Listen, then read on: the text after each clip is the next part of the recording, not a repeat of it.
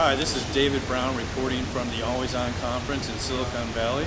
Today I have the pleasure of interviewing Mr. Martin Hosking, the CEO of RedBubble and the former founder of LookSmart.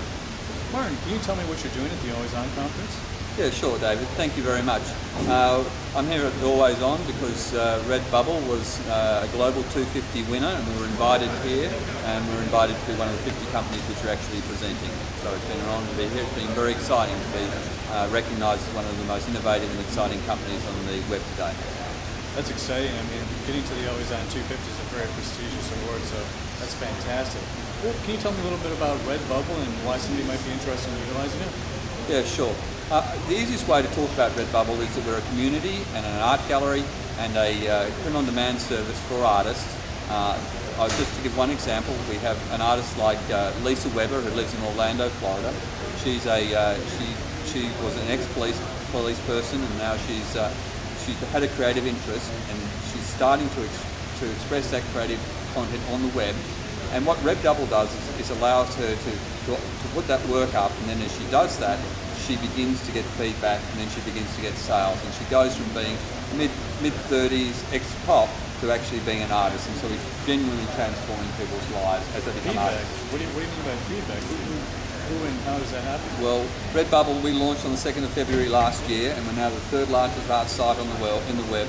And what that means is there's tens of thousands of people coming to RedBubble every day, and they're looking at the art, they're buying the art, and within the art is sort of a lot of fashion t-shirts as well, and they comment on it as well. So it's providing a supportive community environment for all of the artists on RedBubble.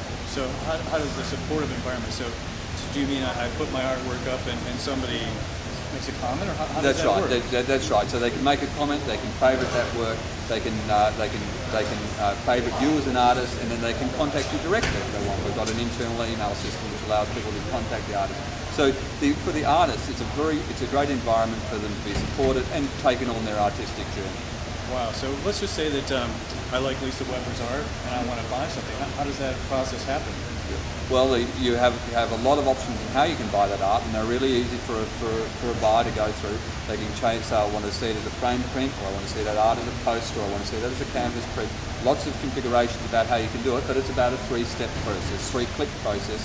That's fast. And then you've got the work as you want it, and the size you want it, and framing as you want it, and it'll be delivered to you within the next week or so. That's fantastic.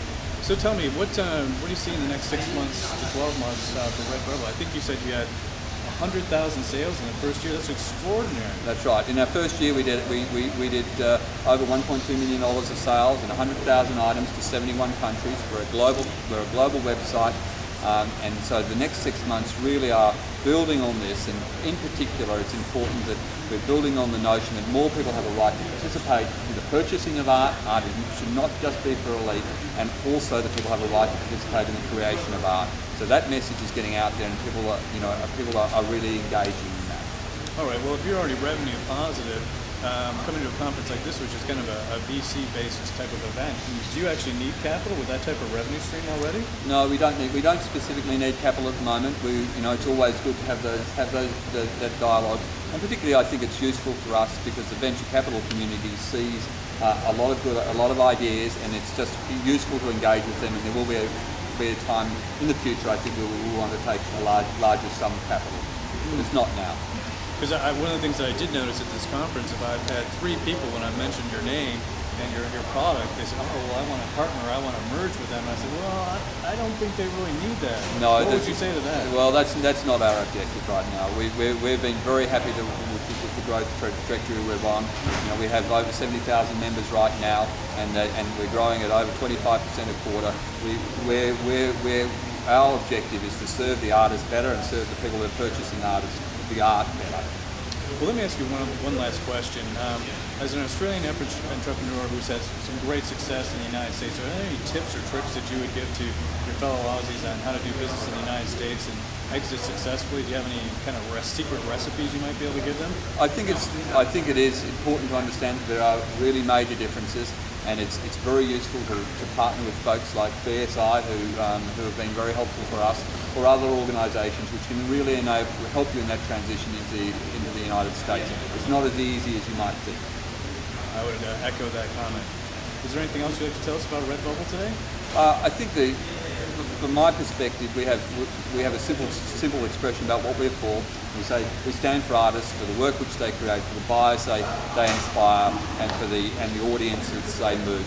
We say that, and that echoes what we're all about, and it's changing the definition of art from being something which an elite creates to an elite purchases to something which is much more mainstream and accessible. I think that's one of the best mission statements I've ever heard. I really like that. And, just looking and utilizing your website, I'm really excited about what you've done for the art community, for potential buyers, and I'm looking forward to talking to you in a couple of years and seeing where you've gone, because I can only imagine great things for both you and for RedBubble. I appreciate your time today. Thank you very much, David. This is David Brown reporting from the Always On Conference in Silicon Valley. Thank you.